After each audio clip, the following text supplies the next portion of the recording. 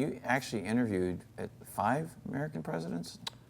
Richard Nixon, Gerald Well, Ford, Jimmy Carter, Ronald Reagan. I interviewed them when they were on their way to becoming president, or in the case of Nixon, after he'd been president. I interviewed Nixon in '84 when he was holed up in New York, and he was writing some good books about the need for detente. And by today's standard, Nixon seems very rational and somewhat decent even. Wow. I mean, if you think about it, you know, he actually did the opening to China.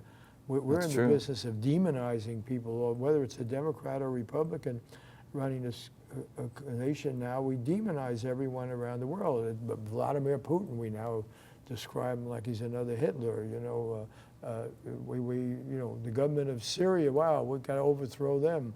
Gaddafi, the defanged dictator of Libya, who was coming really back to accommodation with the U.S. And it was relatively stable for decades. Yeah, we had, you know, involved in, now we have, Libya is this big mess, yet we accommodate Saudi Arabia, which is, if there's one country that's responsible for terrorism and grief and everything in the world, it's Saudi Arabia. You know, the connections are quite clear of certainly money and influence, and 15 of the 19 hijackers came from Saudi Arabia. Bin Laden was from Saudi Arabia.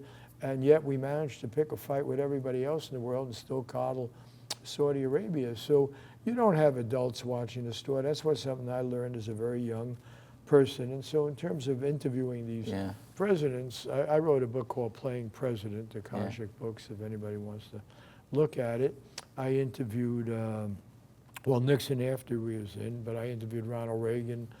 I interviewed Ronald Reagan before he was governor of California when he first ran. I got along with him quite well. I mean, my whole thing as a journalist is what we tell kids: keep your listening ears on. There's no reason for the two of us to be talking if you already got everything figured out, and if I already got everything figured out. Exactly. If we're not a work in progress. That's right. And if we can't change and think and be influenced, there's no point to this exercise. So what's the sense of my talking to Ronald Reagan if I can't get myself psyched up to think, you know, maybe he's got something. Maybe he knows something that I don't see. That's right. He sees it. You know, even Donald Trump right now.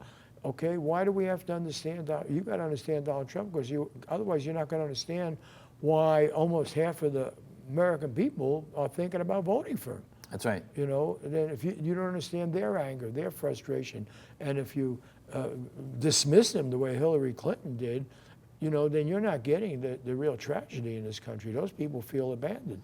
They feel ripped off by the economic system and trade agreements and so forth. So when I went to interview Reagan when he was running for governor and against Pat Brown, who had been a big popular Democrat, but now he wasn't. So I want to know what's this guy got? You know, what does he have to say about the issues? And how does he think? And he was certainly no simpleton. He started out as a Democrat. His father had worked for the New Deal. He'd had a real life. You know, he'd run a labor union, the Screen Actors Guild. That's right. And all the ways of demeaning him, you know, I've always resented this idea if somebody's an actor, then they're not smart. You know, we have gotten, you know, Paul Newman was very smart and a great political person. Mike Farrell right now. Mike Farrell is probably the most useful political observer we have. I think he's fighting to get rid of the death penalty. It's on the ballot here in California. He's fought the good fight for criminal justice and fairness. He's just human rights around the world. And you have Oliver Stone. Oliver Stone.